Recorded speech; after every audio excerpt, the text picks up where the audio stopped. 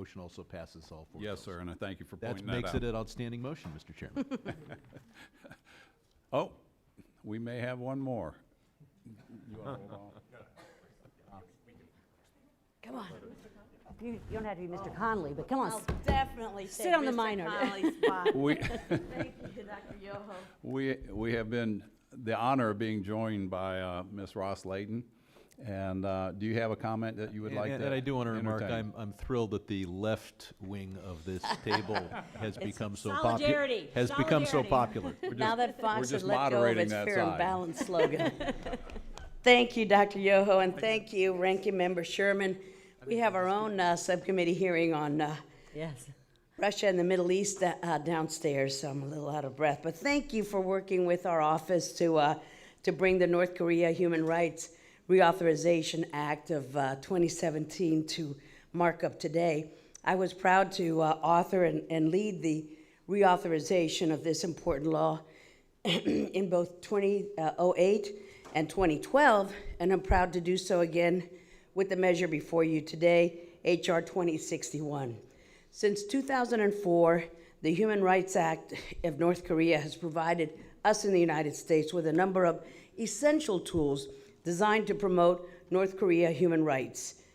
2016 ensures that those tools will continue to be available, including authorizing grants that promote human rights, democracy, and the rule of law, authorizing actions aimed at promoting the freedom of information, including increasing the availability of information sources not controlled by the Kim regime, authorizing humanitarian assistance to North Korean refugees, defectors, migrants, and orphans, as well as women who are victims of trafficking.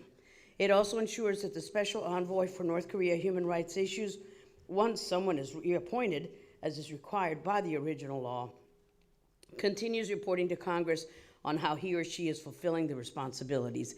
Every day under the Kim regime, North Koreans are suffering unimaginable horrors. They live under constant fear of arrest, of disappearance, of execution. They're exploited, they're trafficked, while dissidents are starved and tortured. Rule of law, justice, and freedom of expression simply do not exist. With this bill, we ensure that our efforts in the United States to promote North Korean human rights continue, that desperately needed information is getting to those inside, and that refugees fleeing the regime are receiving protection. Before I go, I'd like to express my support for Chairman Yoho's Distribution and Promotion of Rights and Knowledge Act, which makes some very valuable additions to the North Korea Human Rights Act, including promoting additional methods of electronic communication and authorizing the broadcast of popular culture, as well as knowledge about the rights, the laws, the freedoms which North Koreans should be afforded. The Kim regime cannot be allowed to maintain its monopoly on information, and we must continue to explore every possible avenue in order to allow North Koreans to get the information they need. I thank the chair, I thank the ranking member and all the members for allowing me to join you today, and I yield back. Thank you, sir. Thank you, Ms. Ross Layton. Everybody wants to know why you stay so fit, and it's because she runs from one committee hearing to the next, From one meal to the next. to the next too. as Ann does. Hearing no further requests for recognition, the question occurs on the items considered in block along with the approval of the amendments. All those in favor say aye. Aye. Opposed? In the opinion of the chairs, the ayes have it, and the measures considered in block are agreed to. Without objection, the measures considered in block are ordered favorably, reported to the full committee as amended, and staff is directed to make any technical and conforming changes. That concludes our markup. Now, we will now invite our witness to take their seats, and we'll proceed with the hearing. Thank you. Good job.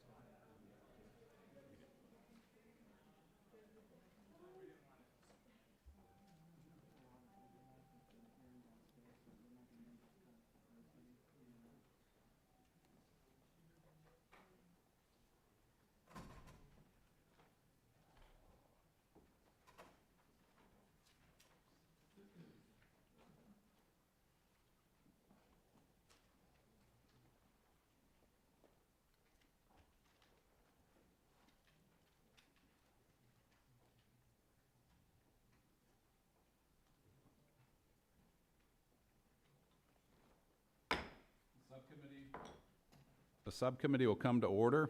And for those of you that were present and you saw Republicans and Democrats on both sides, that wasn't dysfunction.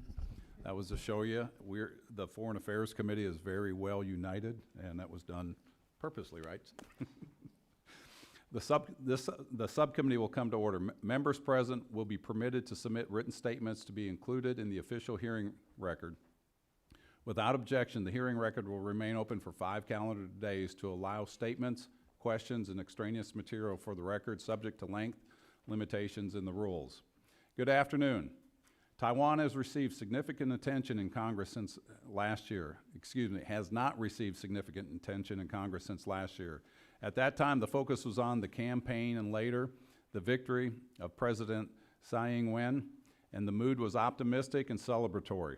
Since that time, unfortunately, Taiwan's international outlook has become increasingly cloudy.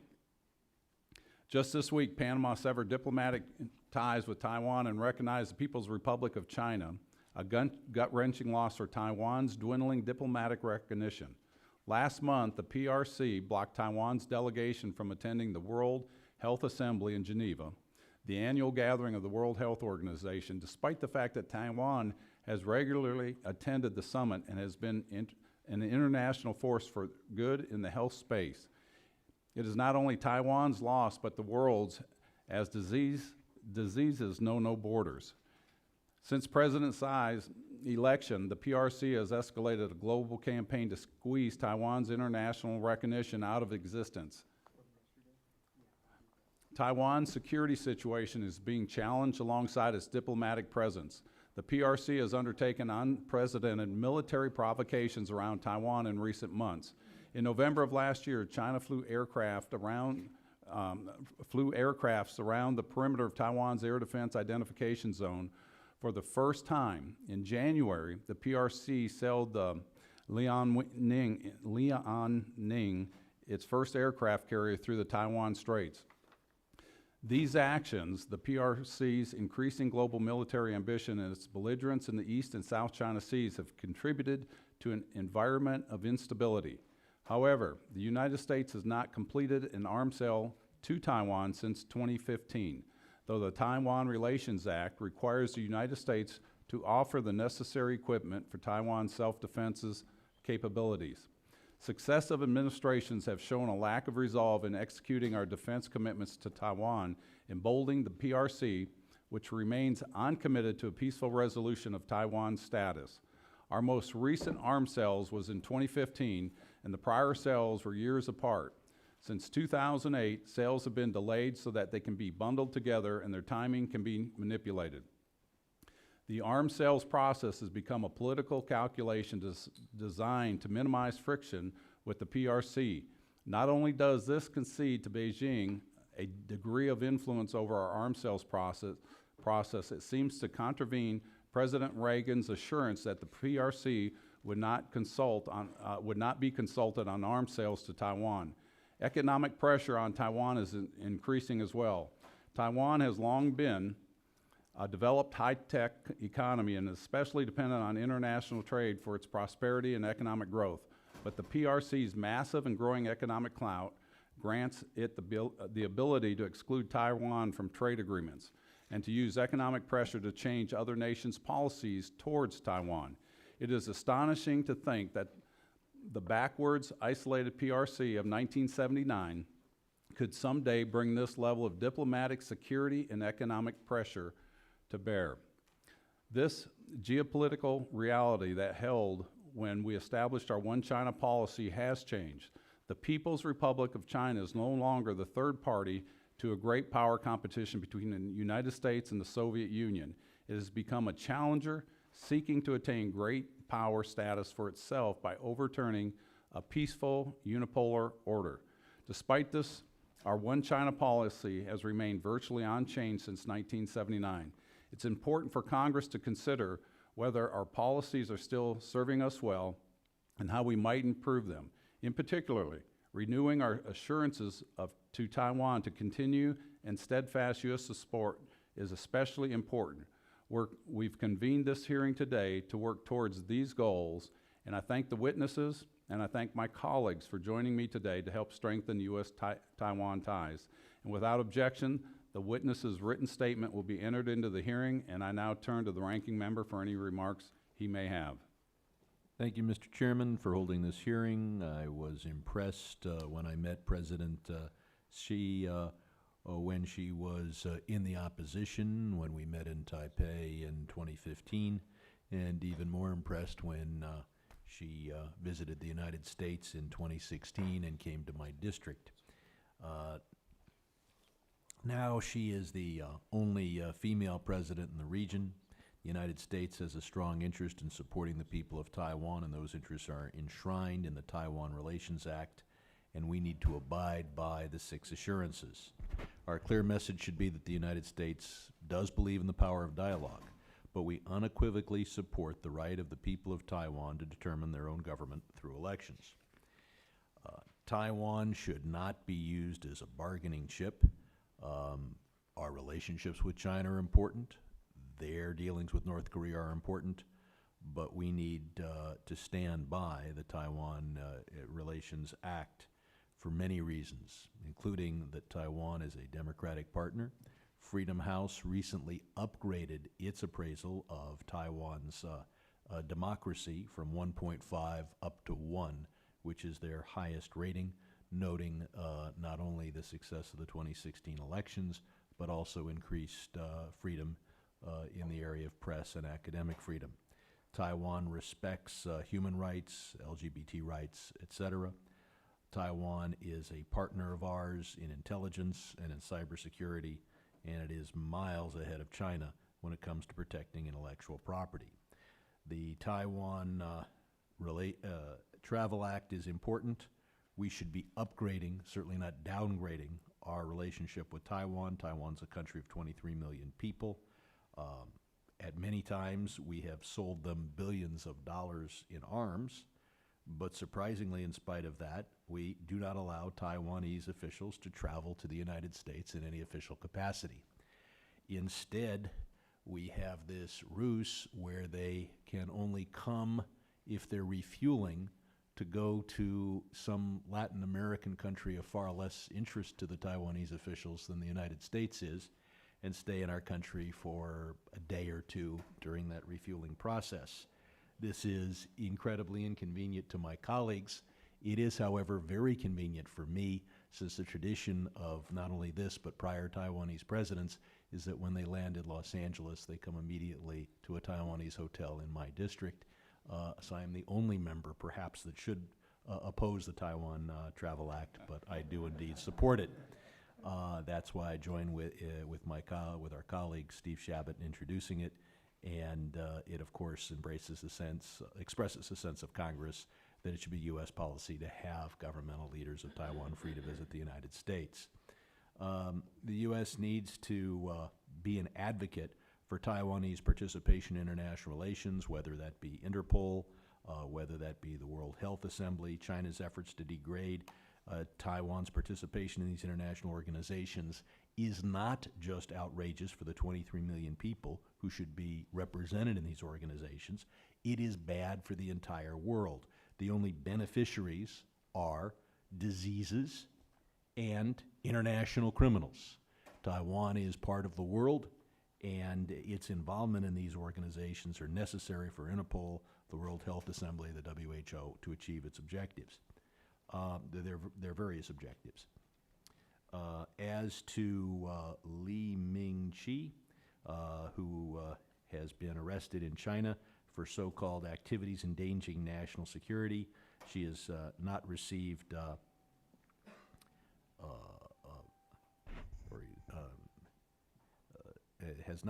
visitation rights. His condition is questionable, and this is unacceptable. We look forward to Taiwan diversifying its trade and economic relationships, not only deepening them with the United States, but also other countries so that it is not dependent on China. We note the new southbound policy to engage with South and Southeast Asia. As far as our own relationship with Taiwan, we're talking about $85 billion in trade.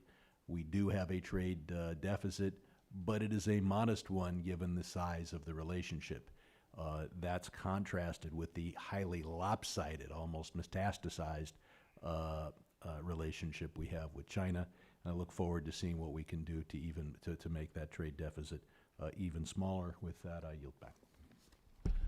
Thank you, Mr. Sherman. And we had the distinct pleasure. She stopped in Miami, President Side stopped there to have dinner with us as she was going to refuel with you. So it was a great moment. Is that your opposition to the action?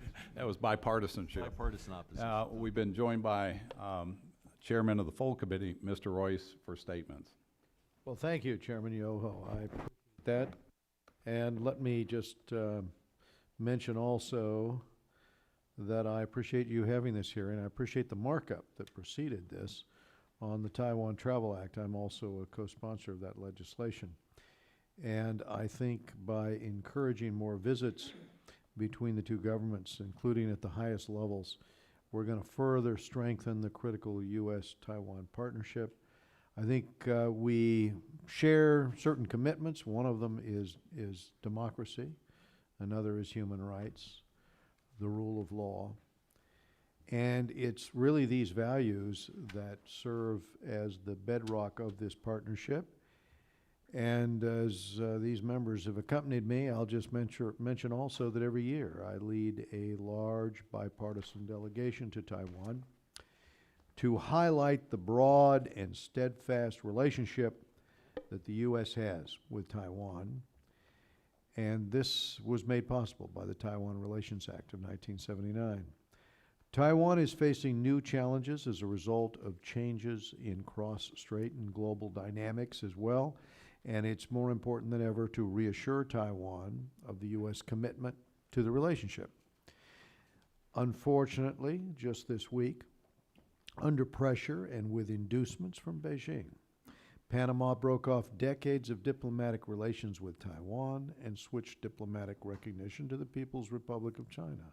And I think this decision from Panamanian President Varela came after Taiwan has, according to media reports, provided $20 million per year in foreign aid to Panama on average. I'd hope that Panama and all nations would act to include Taiwan in international organizations. I found it particularly concerning that Taiwan was excluded from this year's World Health Assembly, especially when we consider that wherever we go internationally, after a disaster, we see Taiwanese physicians, doctors, and civil society show up to assist. Taiwan has contributed to international efforts, obviously, to improve global health with financial and technical assistance, and the Ebola case would just be one of many, many that have occurred. And it's for this reason that Taiwan has been invited to the World Health Assembly for the past 8 years. Taiwan's exclusion this year only hurts global health, as our colleague, Congressman Brad Sherman, has said. There should have been no question about Taiwan's participation. I am a strong advocate for strengthening Taiwan's economic links to the United States and across Asia. And Taiwan, as we all know here, is the 10th largest goods trading partner, 7th largest market for our farmers and ranchers. Taiwanese companies invest substantially here. Taiwanese companies have pledged $34 billion in investments into the U.S. in 2017. And with our shared values of democracy and open markets, it is vital that we continue to grow this economic partnership. Chairman Yoho understands this and has taken the lead on this issue by authoring legislation to encourage a deeper trade relationship between the U.S. and Taiwan, and I am a co-sponsor and supporter of those efforts. Finally, one of the key provisions of the Taiwan Relations Act was the commitment from the United States to provide Taiwan with defensive arms. And I remain concerned about successive administrations' delays in arms sales notification for Taiwan.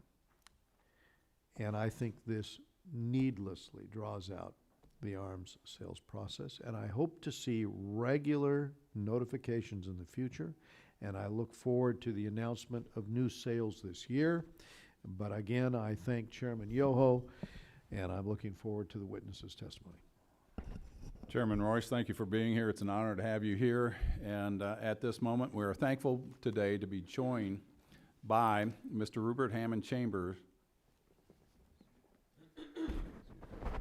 Ms. Shabbatz, did you have something you want to add? If the chair's anxious to get to the witnesses, I'm more than No, happy go to ahead. I was just going to say, oversight. I'll associate myself with the chairman's comments and leave it there so that we can move on to the witnesses. Thank you, sir. We are joined today by Mr. Rupert Hammond Chamber, President of the U.S. Taiwan Business Council, Mr. Dan Blumenthal, Director of the Asian Studies and a resident fellow at the American Enterprise Institute, and Mr. Russell Shou, Executive Director of the Global Taiwan Institute. And we thank the panel for joining us today and share their experience and expertise, and we look forward to that. And you'll have approximately 5 minutes to give your opening statement. The green light will come on, and then don't forget to hit the button to turn your mic on. Mr. Chambers, we'll start with you. Thank you. Thank you, Mr. Chairman, and members of the committee. It's an honor to be with you today. Taiwan remains a critical global partner for the United States. As noted, it is in fact our 10th largest trading partner, which is extraordinary when you consider the island has very little in the way of natural resources and 23 million people living on a relatively small island. The economy surpasses 447 billion in annual GDP, and its currency reserves now surpass $440 billion. By any measure, Taiwan is a poster child example of the success of post-World War II U.S. foreign policy and its support for the building of flourishing free market democracies. Taiwan is worthy of significant investment by the United States, not just to support the island, but as a representation of America's sustained commitment to the region. Since 2005, however, the U.S.-Taiwan relationship has seen significant success. And again, as noted, successive administrations have downgraded the bar of support for the island in the face of an increasingly aggressive and hegemonic People's Republic of China. The PRC campaign to undermine support for Taiwan continues apace, with a focus on linking China's behavior on non-Taiwan matters, such as North Korea, to the willingness of the U.S. to curb its support for Taiwan in areas critical to Taiwan's ongoing peace and security, such as arms sales and expanded trade relations. As the PRC's economic and military power grows, the United States is increasingly challenged to assess whether it is willing to maintain its ongoing interest with Taiwan, or if it will abdicate that leadership role in the hopes of moderating China's behavior in other areas of national interest. The U.S. Taiwan Business Council believes that U.S. trade with Taiwan is mutually beneficial, despite the consistent trade deficit in goods in favor of Taiwan that has persisted over the last 30 years. Taiwan plays a tremendously important role, both as a market for U.S.-made goods and as a manufacturing and innovation partner for U.S. businesses. You only need to look at your iPhone as an example of the importance and day-to-day partnership that the U.S. has with Taiwan. Goods and services trade with Taiwan, along with extensive investments by Taiwan businesses in the U.S., promotes economic growth here and supports U.S. jobs across the country and in many industries. The U.S. Taiwan Business Council also believes that Taiwan is well placed to partner with this administration and this Congress in exploring and partnering on new bilateral trade initiatives, including the possibility of signing a fair trade agreement. The Taiwan Relations Act clearly states that the U.S. will remain obligated to provide Taiwan with arms of offensive character. As noted already in formal comments, the U.S. is Taiwan's primary military partner and retains a close material relationship with the island that covers not only arms sales, but also cooperation on cyber, intelligence, training, maintenance, and logistics. Past U.S. policy, particularly under the Obama administration, focused significant efforts on the expansion of training and exchanges. While it goes mostly unseen, it does have a material impact on the island's defense.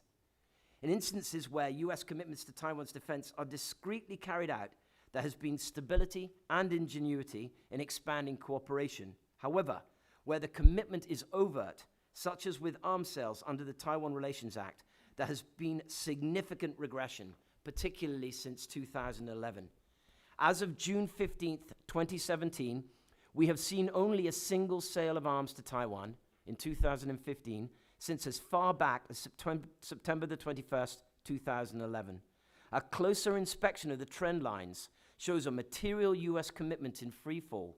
The Trump administration has been handed a challenge to assess and deliver on a new range of commitments for Taiwan's national defense, such as new fighters and diesel-electric submarines. U.S. strategic interests in the Asia-Pacific remain inexorably intertwined with our support for Taiwan's economy and national security. However, this aspirational goal is being undermined by an orchestrated and coercive PRC policy to weaken support for Taiwan and to restrict Taiwan's self-determination. If the U.S. continues to rhetorically say the right things, but materially fails to act, then Taiwan risks being further marginalized globally and will be forced to interact with China from a weak position. This is inherently destabilizing. The present trajectory could lead to a crisis in the Taiwan Strait, triggered by China's determination that the overall trilateral balance has tipped squarely in its favor, and that China would then act accordingly. Thank you very much. Thank you, Mr. Chambers. Mr. Blumenthal? Thank you very much, Mr. Chairman and Mr. Ranking Member. Thank you for inviting me to testify on this very important issue. I termed my testimony Taiwan as partner and not Taiwan as problem, because I think what's missing in our policy towards Taiwan is reality and the truth. The reality as it is in the 21st century versus 1971 and 1972.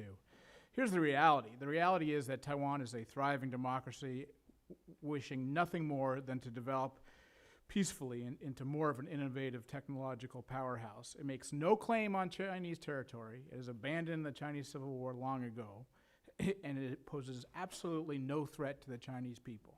To the contrary, it has played a great role in China's economic boom. And let's be very clear about what the PRC is doing. It is making an imperial claim on Taiwan. When we acquiesced in China's One China policy, they call it principle, we basically said that we're acquiescing in helping China reattain all of its lost imperial territories. They sit on Xinjiang, they sit on Tibet, they're having more encroachments on Hong Kong. The last remaining imperial territory left is Taiwan. Now, there may have been good reason to do so back then, but let's be very clear, this is an imperial claim. The Chinese may say otherwise. They may say there are issues regarding the Civil War, but we are, in essence, acquiescing to Chinese imperialism. This is surely an oddity in today's international relations. In the 21st century, we certainly don't see the United States or other countries acquiescing in imperial ambitions. Obviously, to the Congress's great credit, one of the finest things it did was pass the Taiwan Relations Act at the time and adhere to it and make sure the executive branch does adhere to it so that Taiwan wouldn't become completely swallowed up. A little history, if you'll indulge me. Back then, China badly needed an opening with us. They had the Soviet Union on their border. They wanted to attack Vietnam. I'm not so sure what we got out of that deal. That's for the historians. But I will ask this question. Are we still getting bad deals with China? That was, has anything really changed? When things float up in the foreign policy sphere about fourth communiques and so forth, do we have to ask ourselves, have the three communiques served our interests? Why in the world would we want a fourth? We actually have to ask ourselves another question. Is there any other bilateral relationship governed by joint statements, communiques, diplomatic snapshots of the moment, rather than by treaty or anything else? What force do communiques have in diplomacy? They were a snapshot of the geopolitical moment. That's history. We're stuck with what we have today. We probably could have and should have gotten dual recognition of Taiwan and China in the 1970s like we did with Germany.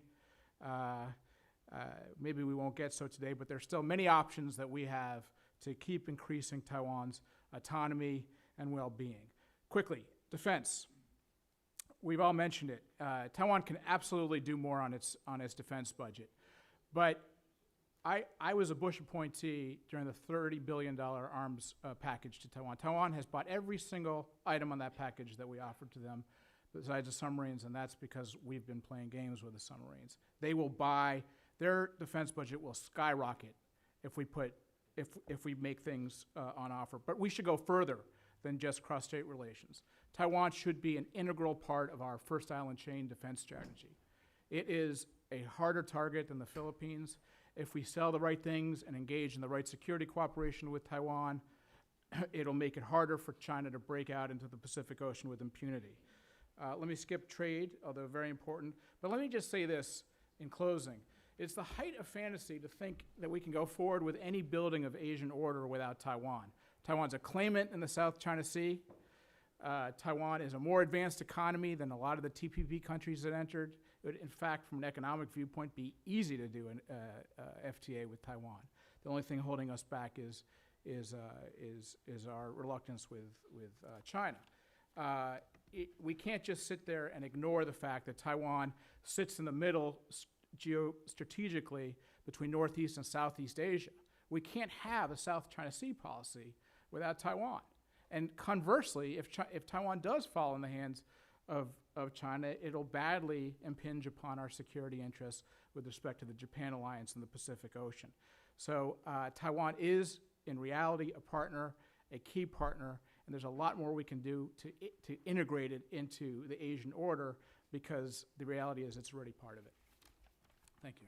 Thank you, Mr. Blumenthal, for those informative statements, and I look forward to getting into the questions. Mr. Shao? Thank you, Chairman Yoho, Ranking Member Sherman, for inviting me to testify before this subcommittee. This is truly an honor for me to be a part of this important and timely proceeding with my co-panelists, whom I deeply respect. It's been over a year now since the subcommittee last held a hearing on Taiwan. A lot has happened since then. I'd like to point out 3 clusters of developments for the subcommittee's considerations. First, President Tsai Ing-wen's historic election in January 2016 as the government's first female president sets a positive standard for other democracies worldwide. In addition to electing a female head of government, Taiwan Supreme Court recently issued a landmark ruling that invalidates a civil code provision prohibiting same-sex union. This act further raises Taiwan's profile in the League of Progressive and Liberal Nations. According to the independent watchdog organization Freedom House, which monitors freedom and democracy worldwide, Taiwan ranked 3rd most free in the Asia-Pacific, only behind Australia and Japan. While no democracy is perfect, democratization has had a moderating effect on Taiwan's fractious politics, which is clearly illustrated in the measured policies of the current government, ruling government, and through the opposition Nationalist Party's chairperson election last month. On cross-strait, political relations between Taipei and Beijing has cooled as the PRC refuses to deal with the Tsai administration unless she accepts the so-called 1992 consensus. While formal channels of communications between the PRC's Taiwan Affairs Office and the Taiwan's Mainland Affairs Council remained shut after Beijing froze dialogue back in June 2016, functional channels for coordination between different government agencies remain open. As a Chinese-speaking democracy, Taiwan has a unique role to play in China's future. But that role must not come at the expense of the freedom and democracy that the people of Taiwan have fought for and now enjoy. The chilling case of the detained human rights activist, Li Mingze, who has been in detention in the PRC since March 19th, throws into sharp relief the impact that China's non-democratic system has for Taiwan and its people, and also for Hong Kong. As the 2014 student-led protests in Taiwan and Hong Kong illustrate, what happens in Taiwan has a demonstration effect on Hong Kong, and what happens in Hong Kong has a demonstration effect on Taiwan. Despite Taipei's measured approach to cross-strait relations, Beijing fired the first salvo that ignited cross-strait tensions only 1 month after Tsai Ing-wen was elected president. In February 2016, the PRC resumed diplomatic ties with Gambia. December 2016, Sao Tome and Principe switched diplomatic recognition. In January 2017, Nigeria announced that it was demoting ties with Taiwan by forcing Taipei to move its representative office from Abuja to Lagos. Panama's announcement just Tuesday that it has switched diplomatic recognition to TRC is the latest in a series of escalatory steps in Beijing's enhanced pressure tactics against Taiwan that include economic, military, and diplomatic coercion. It was only a matter of time before Beijing pulled the trigger. Taiwan's informal ties with countries like the United States, India, Japan, Australia, and Singapore are now more important than ever as Beijing squeezes Taiwan's international and diplomatic space further. Specifically, more efforts need to be made to upgrade Taiwan's ability to engage the international community by including Taiwan in not only bilateral but also multilateral exchanges to offset Beijing's coercive full-court press on Taiwan's international space. In part as a strategic effort to rebalance its foreign relations and economy, the Thai government has reinvigorated a long-standing policy to diversify its economic outreach, which is currently heavily concentrated on China, to the growing markets in the Indo-Pacific. Through an all-of-government approach, Taiwan is attempting to forge closer economic links, as well as deepen the people-to-people ties with 18 countries in Southeast Asia, South Asia, and Australasia. The new plan is also the natural outgrowth of demographic trends on the island, as more immigrants come to the country and with more children born of mixed marriages. And just as the United States looked towards Asia in the former administration's pivot to rebalance strategy, Taiwan is also looking south to capitalize on the growing markets as well as the strategic importance of the region. Against the backdrop of a growing military imbalance in the Strait, Taiwan is currently embarked on ambitious measures to strengthen its indigenous defense capability and industries. Taipei just released a new military strategy through this QDR. As a percentage of total government spending, Taiwan currently spends up to 15% on defense. And in March, Taiwan's Minister of National Defense targeted for military expenditures to rise to the proverbial 3% of GDP. In this context, it is worth at least asking ourselves why, in the absence of a mutual defense treaty, does the U.S. demand that Taiwan spend an arbitrary 3% of its GDP on defense while expecting less of our other allies and partners? Second, we now have a new president in the United States, an unorthodox president who has not only shown that he will not be held back by unnecessary diplomatic norms, he has also demonstrated a willingness to question policy dogmas. As President-elect, Trump made an important gesture by taking a congratulatory phone call with the president of Taiwan. For a conversation that lasted no more than 10 minutes and mainly involved a exchange of niceties, the blowback was disproportional and underscores the fragility of the U.S.-Taiwan relationship. The administration has identified North Korea's nuclear program as a primary threat in East Asia. In its efforts to apply maximum pressure on Pyongyang to denuclearize, President Trump is clearly attempting to re-enlist the support of Beijing to use its leverage over North Korea to stop its provocation. Interestingly, experts have noted that while Beijing's leverage over Pyongyang is significant relative to the United States and Japan's, because the two have little to none, Beijing's actual leverage over Pyongyang is perhaps very little. The fact that North Korea has launched 16 missiles and 10 tests so far in 2017 may be evidence of that lack of leverage. Therefore, any anticipation of what a trade-off may bring in terms of actual results must be measured by a dose of realistic expectation in what China can and is willing to do. While there's no evidence to indicate that the administration is considering such a move, I will simply note this as caution for the administration to avoid entertaining such a seductive idea that has no legs. With that, I'll yield. Thank you. Thank you, gentlemen. I appreciate everybody's statement and your expertise. And that's what I rely on, is your expertise to help draft policies of where we go. You know, we know where we've come from. We've seen the changes happening in the Asia-Pacific market, or theater. I was at a conference, I think it was a year ago, and we were with a bunch of the generals, and they say we are going through a tectonic shift in world powers that we've not seen since World War II. And then if you parallel that or take that into consideration with what's going on in the Asia-Pacific theater, the South China Sea, you see China making international claims to areas that they've never done this before. Historically, it's not been done. They're following the 9-dash lines, and they start claiming sovereignty to areas and start building the islands in those areas, militarizing those islands. We were at a hearing probably a year and a half ago with the Chinese ambassador, and he assured us that the Spratly Islands and the islands they were building were for peaceful navigational purposes, and we just wrote an editorial about that, giving our opinion on that, and that's what it is, an opinion. But I think we can tell by the actions of what China is doing with the intention of where they're going. And I read Robert Gates' book called Duty, and they were talking about the Taiwanese sales, and it was the last one that we had, and they were talking about how we've done this since 1979, and China has kind of, you know, resisted a little bit, but that last one, they resisted strongly. And our negotiator asked their admiral, what was the big concern? We've done this since 1979, and their response was this, and I think this is very poignant and very succinct on where their intentions are. The Chinese ambassador said, I know you have, but we were weak then, we are strong now. And from that point forward, you look at what they have been doing since then. They have been isolating Taiwan further and further. You know, we saw what they did with the WHO. Taiwan researchers were so critical in the SARS epidemic with the research that they did, that they should be invited regardless of who they are. I would want them at the table in those negotiations, in those discussions, yet Taiwan or China says, nope, we want them out of here. And we've seen them do that over and over again, as you brought up what they've done in Africa, and those countries in Africa have pivoted from them. We just saw what Panama. So I think the writing is on the wall with the direction. And with them being China, building in the South China Sea, and the world stood idly by and allowed them to become aggressive, if that aggression is not blocked, if that aggression, I don't want to say even blocked, if it's not challenged and said, no, you can't do this, it's going to continue, is what I see happening. And I want to just read something here, pain you guys again with my reading.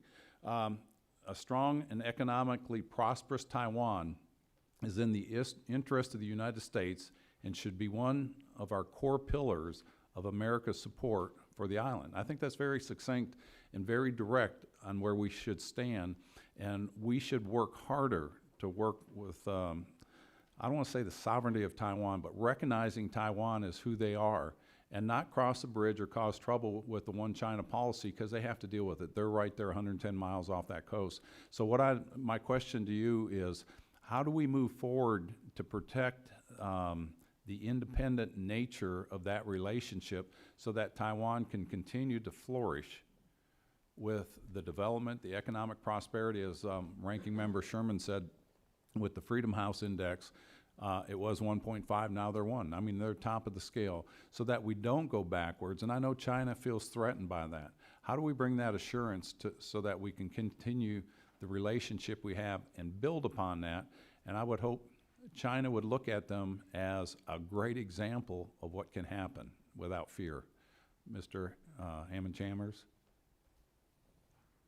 Thank you, sir. Well, a couple of thoughts for sure. I would certainly state right off the bat that, in my view, the Taiwan Relations Act has the scope to handle the challenge that you've just posed. I mean, that was really the genius, the vision of the TRA back in 1979. So I don't believe that there's a requirement to amend what was conceived back then. But what we certainly need is more consistency, particularly out of the executive branch on Taiwan policy. That certainly has undermined efforts, particularly over the last 11 to 12 years, successive administrations, the absence of consistency, and the growing pressure, of course, that the Chinese have placed. It would help at a practical level if there was more consideration of Taiwan-related initiatives separate of consideration for China. And what might illustrate that point is to point out to the committee that when you have representatives of the administration come up and speak to you, you will note that often the person responsible is responsible for both China and Taiwan. In my view, that immediately puts Taiwan in the interests of the United States vis-a-vis Taiwan on a back foot, because that person will reflexively consider China when they consider Taiwan, and that is always a larger account than it is on Taiwan front. So perhaps separating those, making a case to the executive branch that Taiwan should have more operating room within the interagency process and within different departments. I appreciate that, and we're out of time. So I would love to hear from you too, but maybe if you can submit that, your thoughts on that to the record, and we'll go to Ms. Titus from Nevada for 5 minutes. I guess that's on.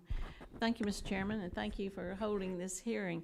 I'm proud to consider myself a good friend of Taiwan. I represent a number of Taiwanese Americans in my district in southern Nevada, and I've been had the privilege of visiting Taiwan to see the culture and the history and enjoy the food and all up close. So I thank you for your hospitality. Throughout my time here in Congress, too, I've worked to strengthen the relationship between Taiwan and the United States, supporting military sales to Taiwan, Taiwan's efforts to join international organizations, and something that's especially relevant to my district is expanding the visa waiver program so people from Taiwan can visit without having to have a visa. Last year, we welcomed close to 500,000 Taiwanese visitors, and that included about 50,000 to Las Vegas. And as a representative of Las Vegas, and we love visitors, that's something I'd like to ask you about. If you haven't been to Las Vegas, please come and see us. I just would ask any members of the panel first, what you think that we might be able to do specifically in promoting tourism, more tourism between the United States and Taiwan as we look to strengthen our relations both politically and economically.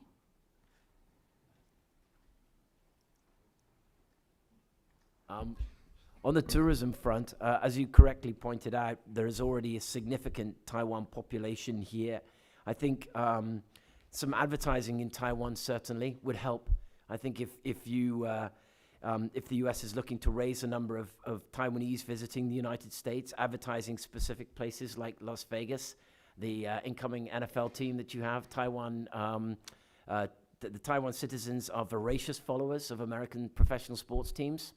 And Vegas appears to be on a roll in that regard. I think you have hockey and football arriving imminently, and surely basketball and baseball will follow in time, which is a very exciting time for you. Taiwan citizens follow American sports, and that might be something worth advertising to them. It's interesting. We have a program, Brand USA, where we've tried advertising in parts of Europe. Maybe we need to look at not at cutting that program, which has been very successful, but expanding it. Sir Blumenthal or anybody else? Tourism, I think that, first of all, going the other direction, a number of newspapers and magazines have now claimed that, or reported that Taiwan is one of the best tourist destinations for Americans, and the top place for expats to live when they do their business in Taiwan. In terms of Taiwanese coming here, I think Rupert Hammond Chambers has some good ideas. I think casinos and Las Vegas are something the people of Taiwan enjoy, and perhaps share that enjoyment. If we're looking at people-to-people talks between Chinese and Taiwanese, share that enjoyment with their mainland friends, and I think they're going to build some big casinos in Taiwan, but they're also I think that's a big attraction as well. So I think it'll always be a place Taiwanese want to go. Thank you for that question, and let me just echo my colleagues' my comments so far. I would just add that the United States remains one of the favorite destinations for Taiwanese people to travel to, I think. And the soft power of the United States in terms of its appeal to the people of Taiwan, students, is, I think, not matched by any other country in the world. So improving on that, I think, is while I think it's certainly a worthwhile and important goal to strive towards.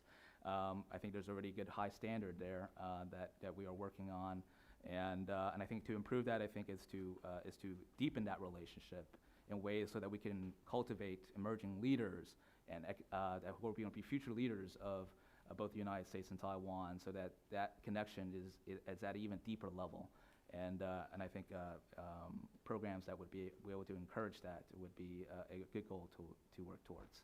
Thank you. Maybe even some exchanges with UNLV's School of Hospitality or that sort of thing. Just real quickly, Mr. Chairman, I want to go back to a point that you just made, Mr. Hammond Chambers. I, too, share your concern about the mixed messages coming out of this administration, not just to Taiwan, but to the whole rest of the world. We don't seem to know who's in charge. Is it the president? Is it the Secretary of State? Is it the non-appointed undersecretary? So I think we should really pay attention to the need to get our foreign policy in order, not just made from Twitter to Twitter. Chair will now recognize Mr. Shabbat, who used to be the chairman of the Asia Pacific Subcommittee, and we thank you, sir. Thank you very much. So it sounds like this administration isn't all that different from some previous administrations, I would note. But in any event, we're both William and Mary graduates. We actually like each other a lot, and there ought to be more William and Mary graduates in Congress, I think, don't you? But in any event, when I first came here 2 decades ago, and after becoming more and more involved on Taiwanese issues, along with Dana Rohrabacher and two Democrats, we were the founding members of the Congressional Taiwan Caucus, and it's one of the largest caucuses, and I think one of the most important caucuses we have here on Capitol Hill.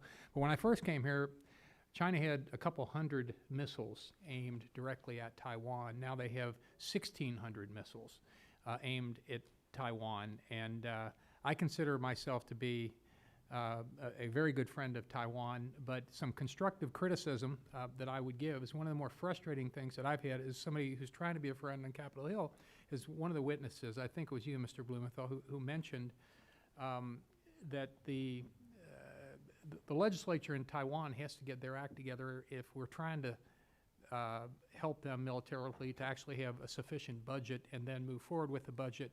And you had different parties involved. You had the DPP, and you had, it was a problem. And so for years, when we were willing to sell them the weapons, they couldn't get their act together to buy them. And then we had an administration that was less willing to sell the weaponry that they needed. So I guess my question, I'll go to you, Mr. Blumenthal. Thanks. I think you brought it up. How can we finally thread that needle and have the decision makers here who want to supply the weapons and the Taiwanese leaders who want to purchase those weapons, how do we do that? And then what are the specific things that they need? I mean, obviously it's planes, and we were trying for submarines here, but they're not making anything but nuclear submarines, and that's really not what they needed. They tried France, and the U.S. doesn't make them anymore, a whole range of things. I think the one I went on, that was a World War II era submarine, and we didn't go out on it, but we saw what they had available. I'll stop rambling and turn it over to you, Mr. Blumenthal. Sure. I think you're right that we ought not, as good friends of Taiwan, let them off the hook either. And I think 3% of GDP is not even enough when you're looking at, if you look at other national security states facing that kind of threat, from Singapore to South Korea to Israel, 3% of GDP is actually paltry. And but there is a chicken and an egg problem, because Taiwan, as painful as it is, Taiwan will buy. It may take a long time, but they will buy everything we put on offer. So in that $30 billion defense package of 2001, the only thing not bought were the submarines, and that was more of the games that we were playing internally because of not wanting to sell diesel submarines for Navy reasons. I would say that what should we be putting on offer to Taiwan? At this point, as you correctly mentioned, in terms of the missile threat, the air threat, and so much more, things that are survivable.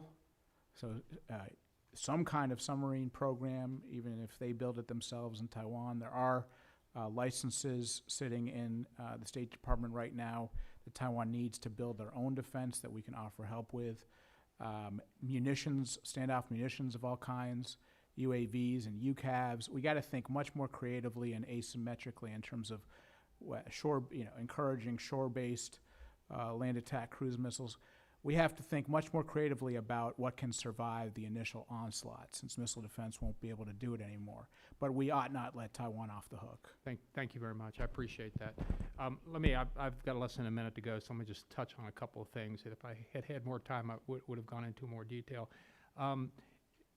Concerned about China using the term core interest now with reference to Taiwan. It seems the PRC using that term in reference to Taiwan. That is concerning.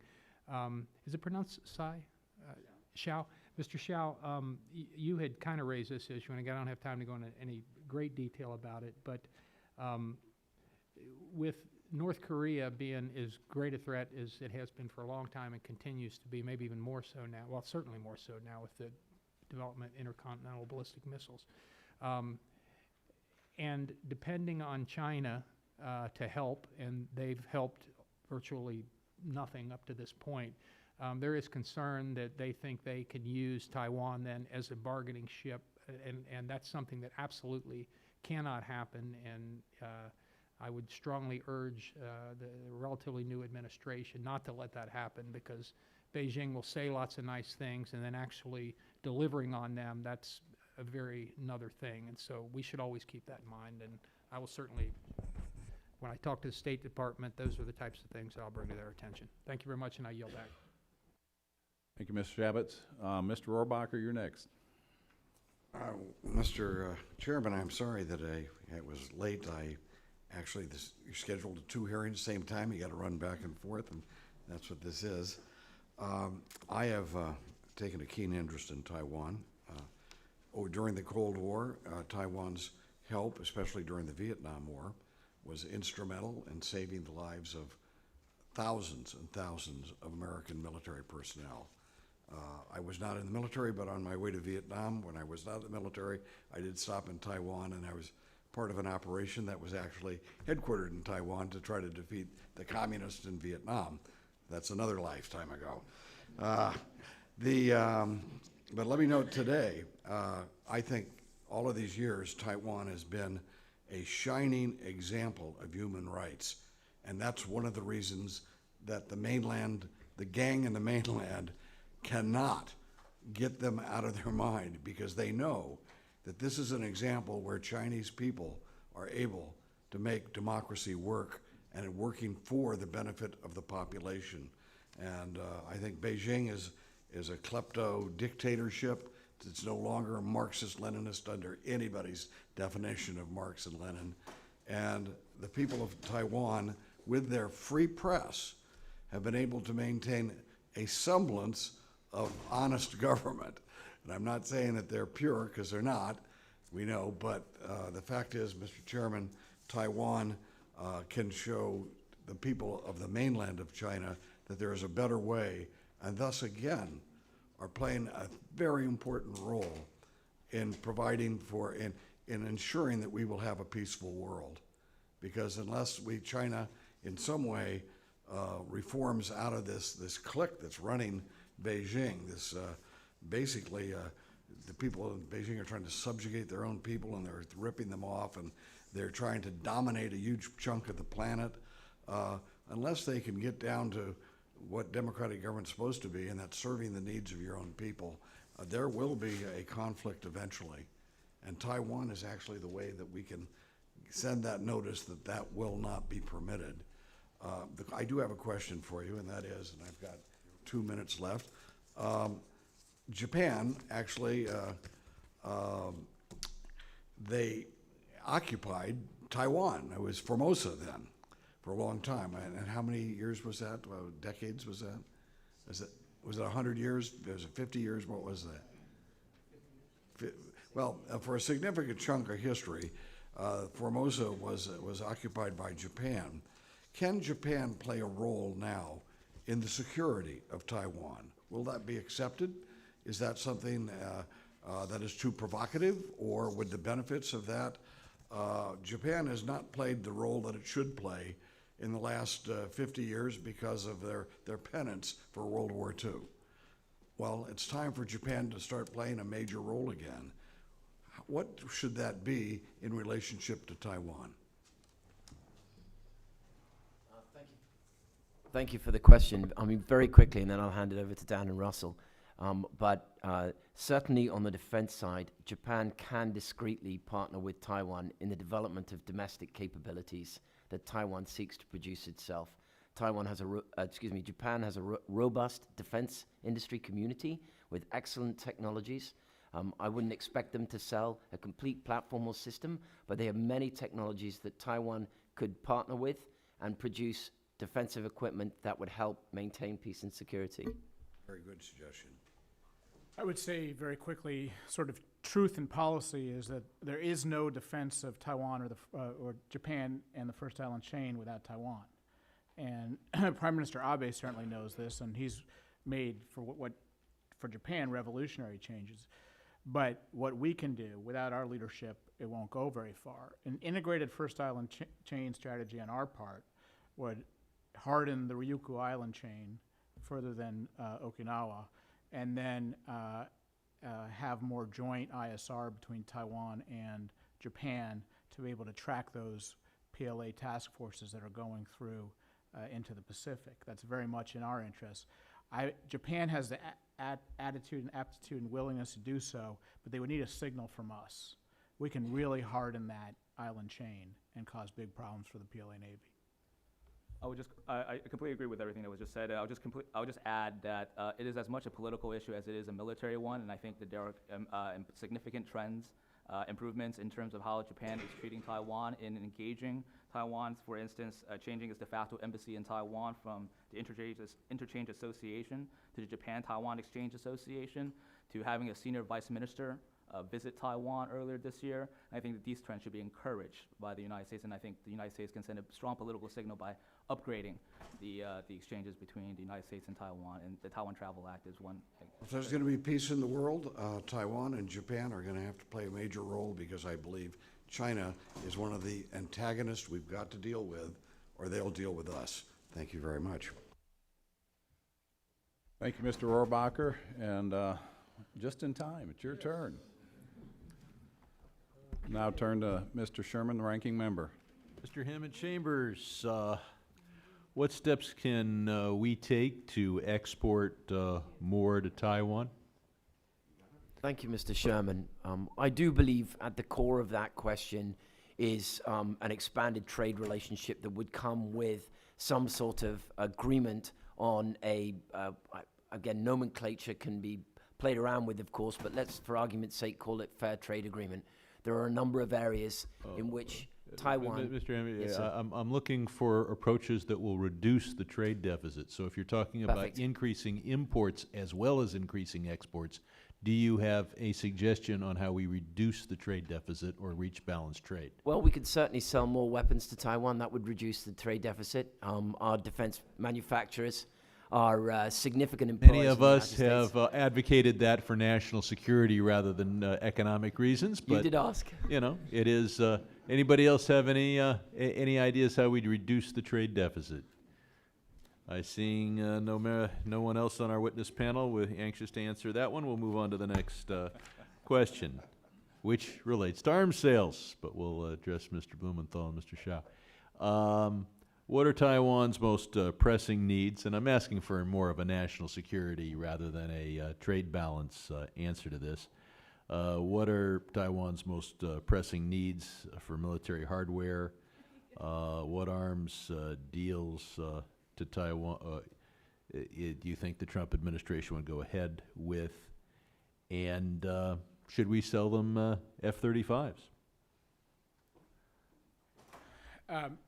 We have to look now, given the state of the cross-strait balance, at things that are survivable, that are dispersible, that are mobile, that can be underwater and still shoot at a landing force. And I think we have to think of things in terms of what China has done to us, which is help Taiwan build a A2AD network. So What network? Anti-access area denial network, the kinds of things that China has done. So China has been able, through submarines, through integrated air defense, through integrated C4ISR, through mining, it made it very hard for us to operate in places that we used to be able to operate, denying us the space. Those are the kinds of things Taiwan can do.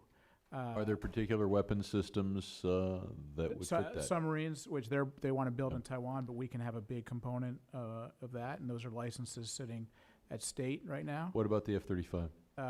F-35, I would look at many different options, but just because of the expense. You can do a lot of UAVs and UCAVs, for example, but it's a very expensive platform, obviously.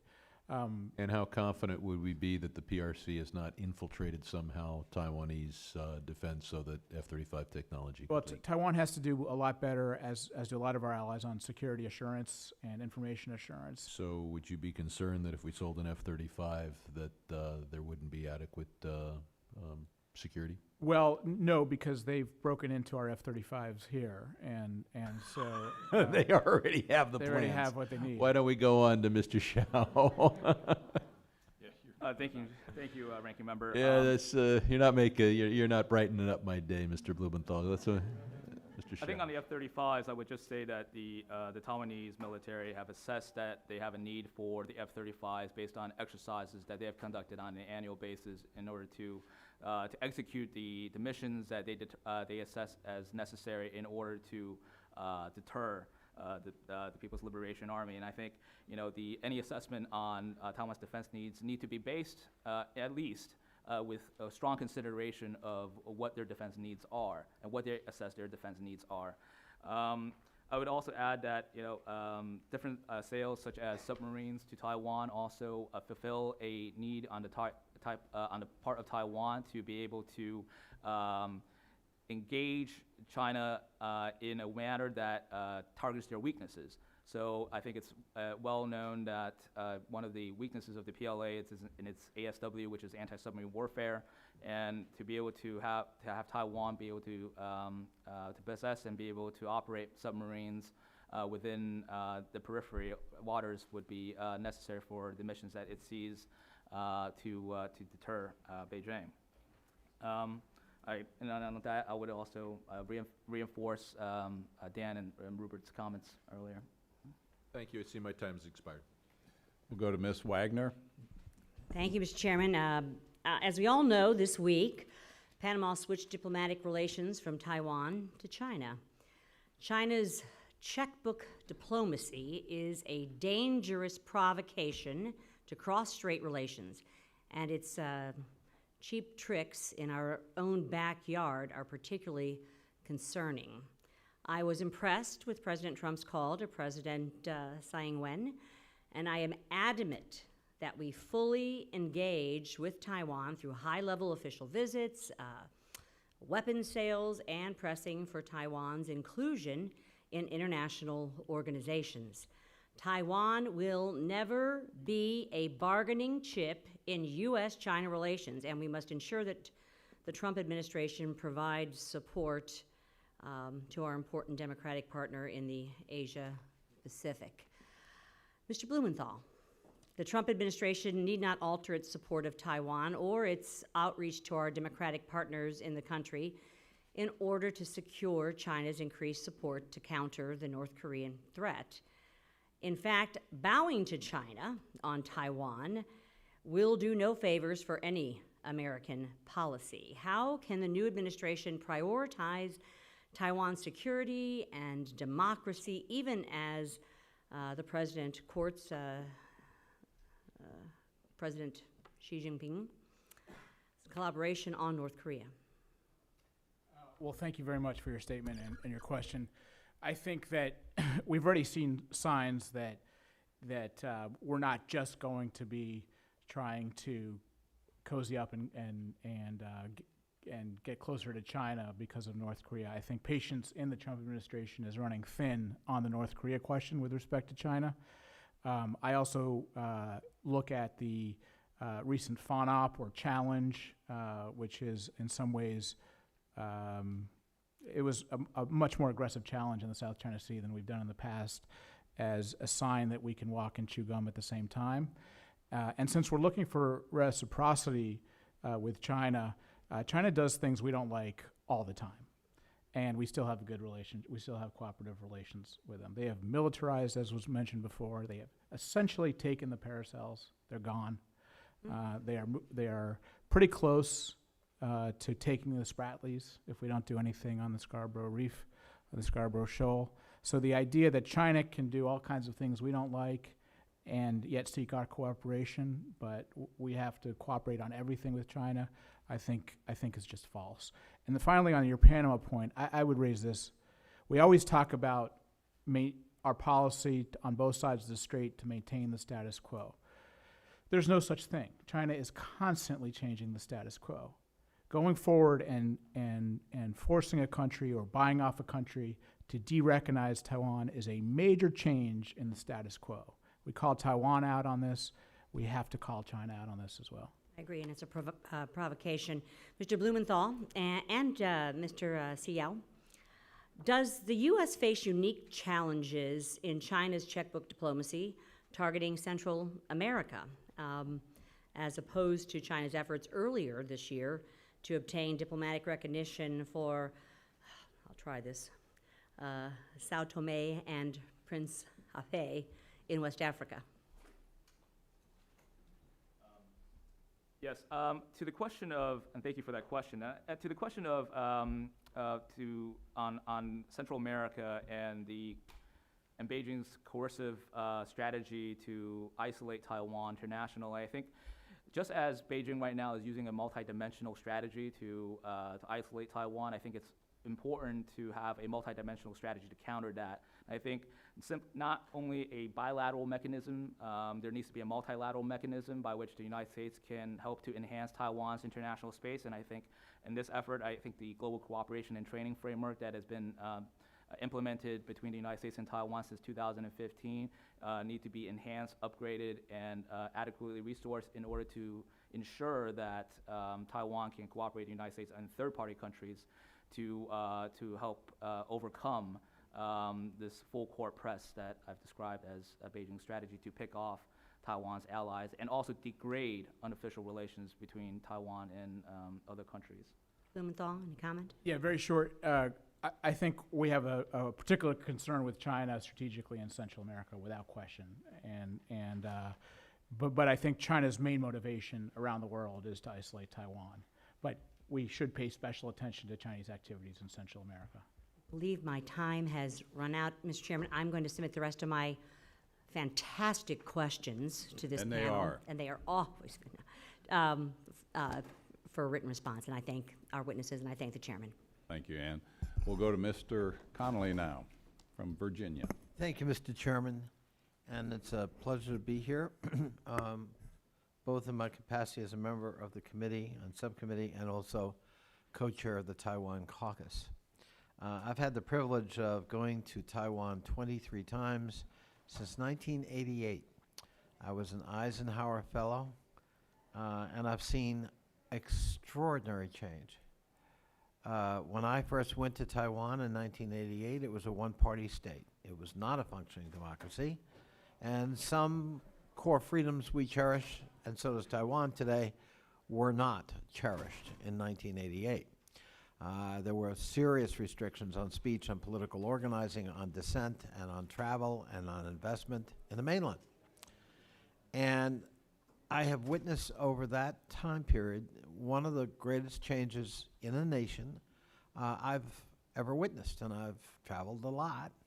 And I wonder, Mr. Shao, probably when I first went there you weren't born, but to what would you attribute, and all of you could comment, why this profound change? I mean, what happened in Taiwan? Was there something unique to the people of Taiwan, or what was the spark or evolutionary process that led us to this open democratic society in sharp contrast to the other place?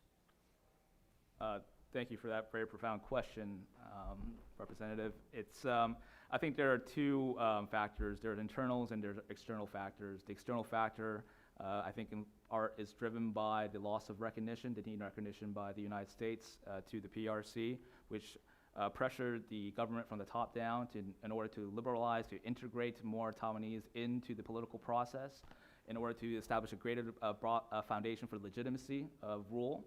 And then also at the same time, and to give credit to the Taiwanese people who have strove to have a greater freedom and democracy. And I think the United States has played a pivotal role in supporting that democratic movement in Taiwan in the 80s and 90s onwards. So I would say that it's a confluence of these factors that really drove to Taiwan to become the democratic example and model that it exists now, to the extent now that that it can serve as a model for Southeast Asian countries that are making similar sort of progressions in their political developments.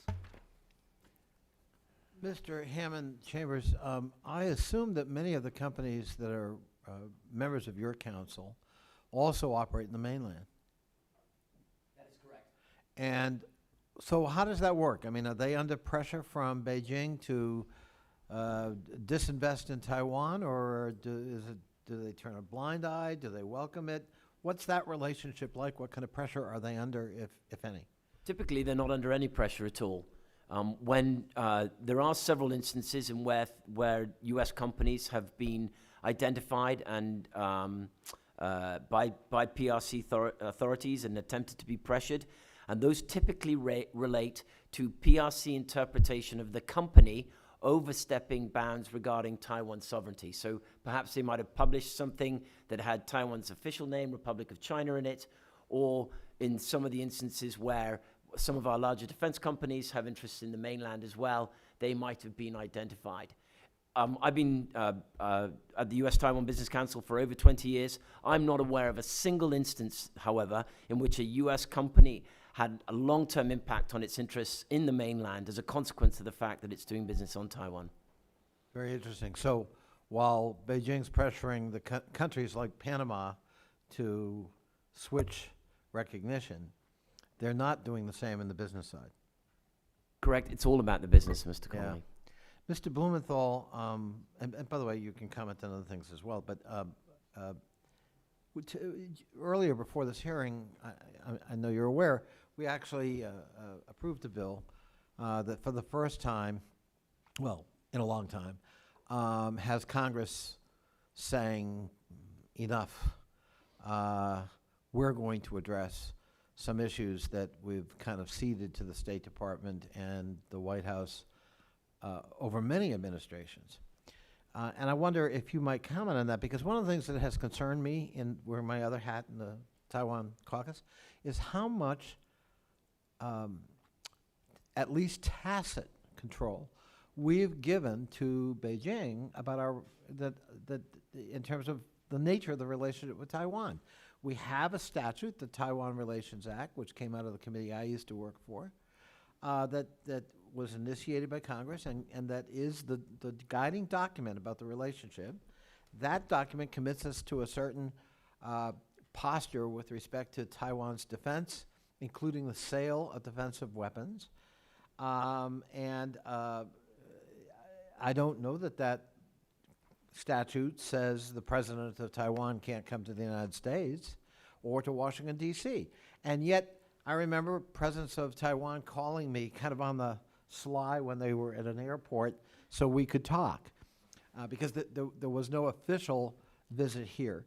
I understand a presidential head of state visit is one thing, but I mean, putting a bag over your head and pretending you don't exist is quite another. So I know that's a long question, but I really am bothered by how much power we seem to have ceded Beijing on many facets of the relationship. I'm very grateful, Mr. Chairman, that this subcommittee and hopefully full committee is taking some of that back finally, but I wonder your comment. Well, then I'm done. Thank you. I agree wholeheartedly. I mean, and there are many factors involved. There is nothing in these communiques, which again are simply joint statements between two countries made in the 1980s and 1970s at a very different time, that says anything about who our president can call or speak to or visit or meet. That is somehow a mystical paper in the State Department somewhere that was written probably 30, 40 years ago, somebody interpreting what we meant by those communiques.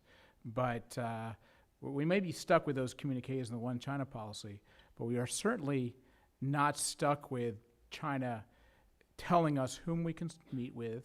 And it is so very much in our interests and in their interests that we keep an ongoing high-level dialogue with Taiwan for the sake of predictability and stability. I would finally say that one thing that a lot of people are looking at now is the level of Chinese propaganda and political warfare, the Chinese Communist Party targeted against the United States.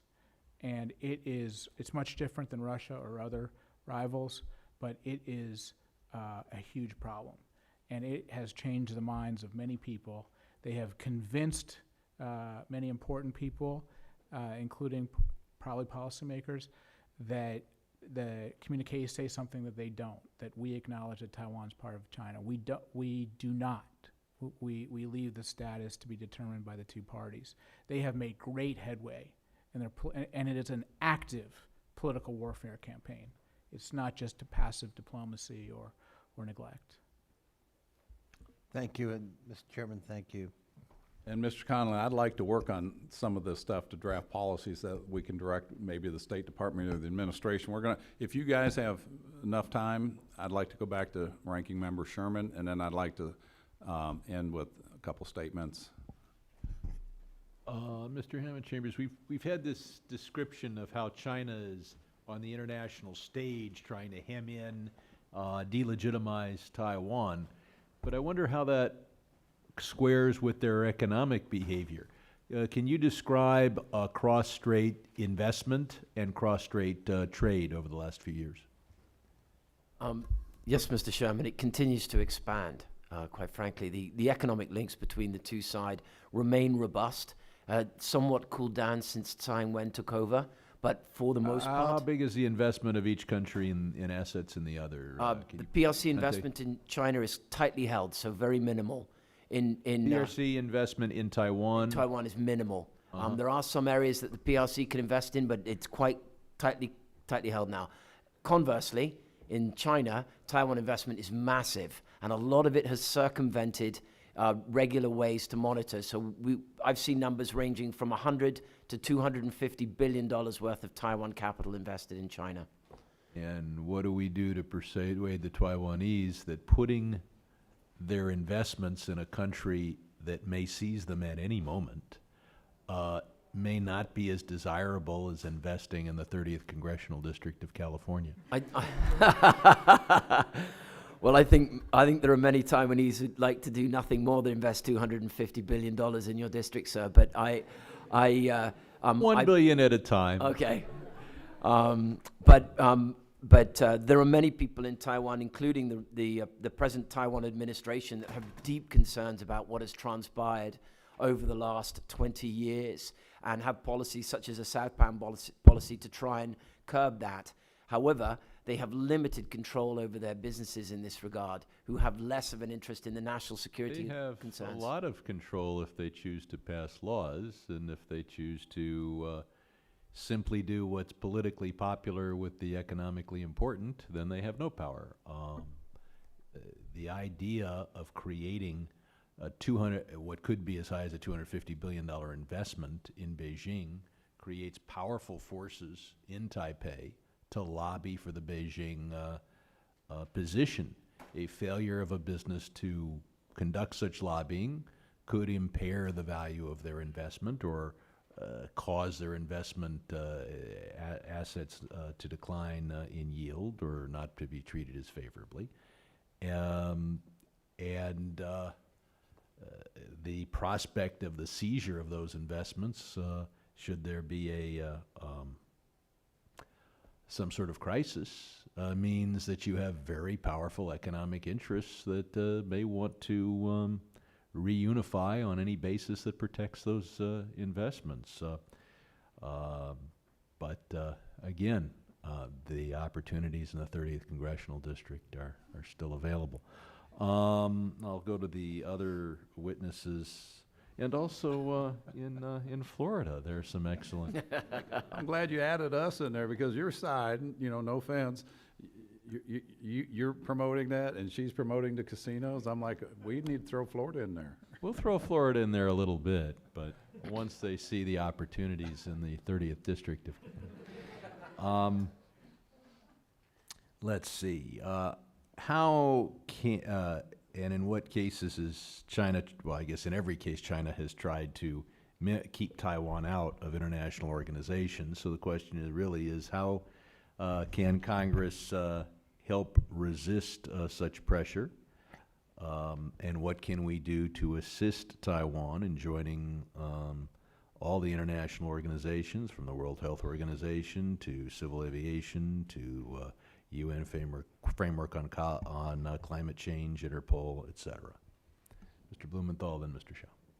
Well, we really very much have the international legal basis to do so because of the WTO accession and Taiwan's accession into it.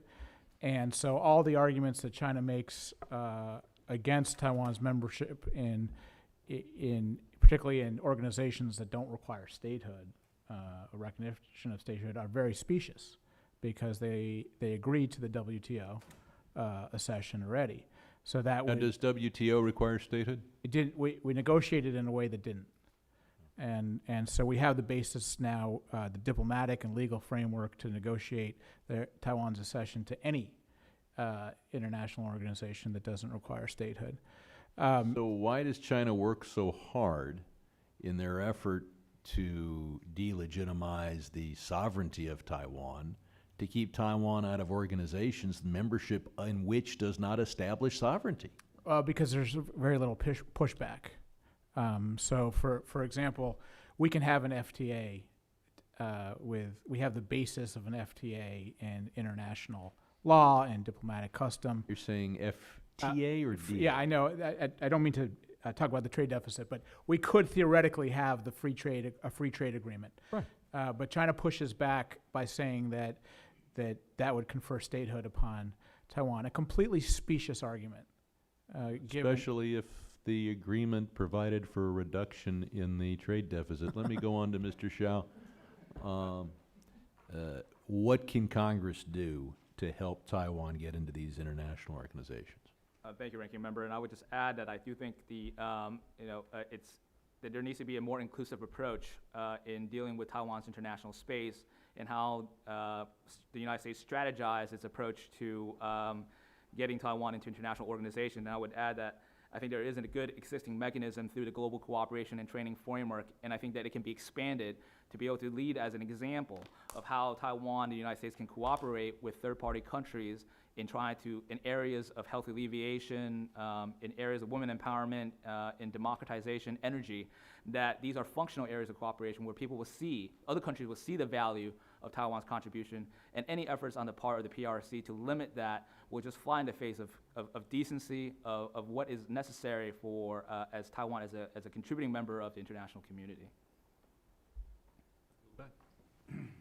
Thank you, and if you'll indulge me just for a few more minutes. What I've gained and what I've deemed out of this is we see an aggressive China.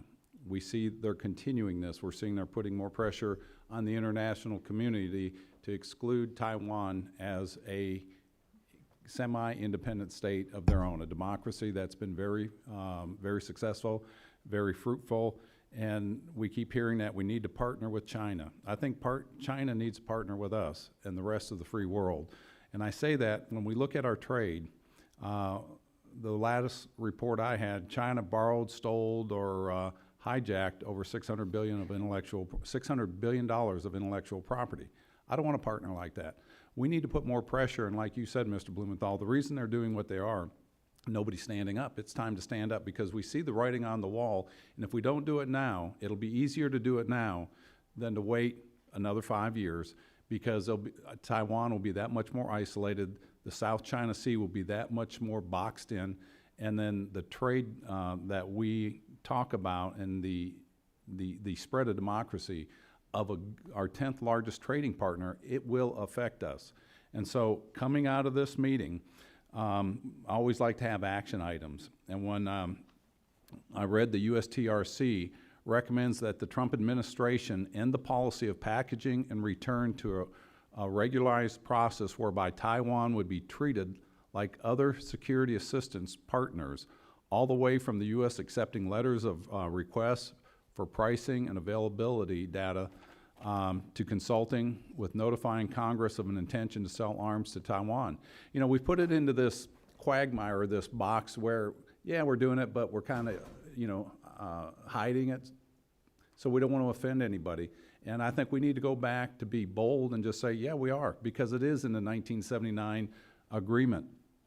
We've also, as an action item, we put in a free trade agreement that we entered as House Resolution 271 in April 6th of 2017. I think there's still time for you to get on that, even in 33rd District of California. Yeah, as long as we add a provision about requiring a system to reach balanced trade. And I want to touch base on that right now as a little aside. On the trade deficit remains large, but Taiwan has imported larger and larger percentage of imports from the U.S. over recent years, and by a percentage, our deficit has been cut in half over those years, and we're going in the right way. But as far as more action items, and I think you heard a resounding theme in here, And I agree wholeheartedly with this, and that theme is Taiwan will not be used as a bargaining chip. And I think China needs to understand that from this point forward, and I think we'll stand real strong, and we'll get the rest of the countries to do that too. You know, the freedom of navigation, we need to do more of those, because China has created in their islands, according to their ambassador that I talked to, lighthouses on the Spratly Islands strictly for peaceful navigational purposes. I agree, and I think we should all utilize that and thank them for that. The free trade agreement, like I said, we introduced on April 6th, and letters of support for the importance of the contributions to the health, worldwide health organizations that Taiwan has contributed to, and we are sending letters to support their inclusion in these organizations, and we haven't had a communique since 1982. And when you read those, it's kind of like your parents, well, yeah, you can go ahead and do that, but don't tell your mom, or you know, don't tell anybody you're doing that. I mean, that's the way I read those, you know, and I think we need to come out, maybe it's time for a fourth one that has clarity and purpose, so that we can go into the 21st century with a clear direction, a peaceful direction, and it's time that we, as the United States, show the leadership in that. And do you guys have anything that you want to end up with, maybe 30 seconds apiece? Mr. Hammond Chambers? Love to. Yes, just very quickly, Mr. Chairman, I'd just like to point out on my colleague's point about information warfare. This week we had the switch in recognition from Panama. One of the challenges that we face is that the PRC continues to define what our one China policy is. Exactly. And it does real damage. I understand Mr. Tillerson was up on the Hill yesterday.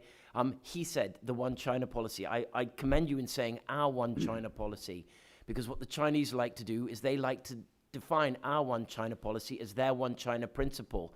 And regrettably, all too often, it shows up in our media. Right. 2 days ago, USA Today, yesterday, the Washington Post and the Associated Press, the Chinese definition of the one China principle as our one China policy. So I would certainly encourage you and your committee members, sir, when you have an opportunity, to be very clear about U.S. policy on that standpoint. Thank you. Mr. Blumenthal?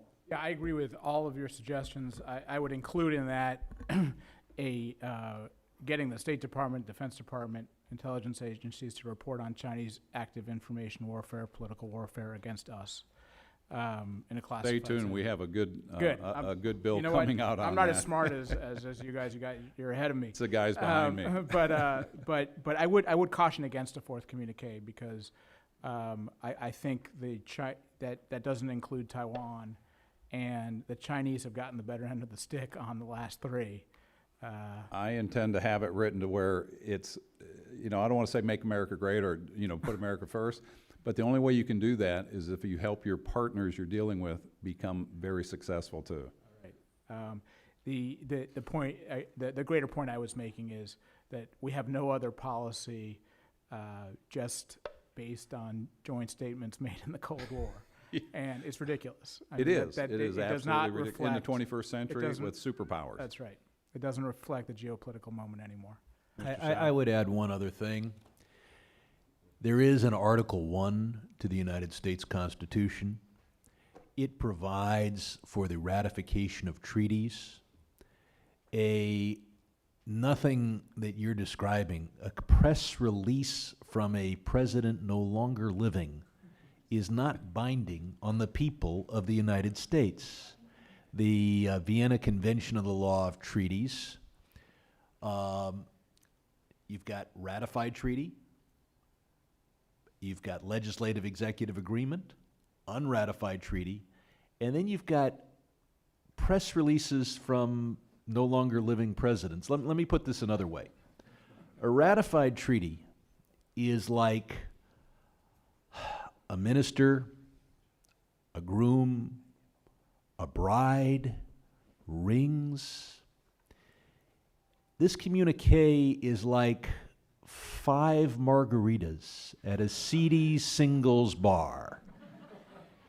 In California. In California. And let me tell the chairman that certainly 5 margaritas at a seedy singles bar in California is not a binding commitment.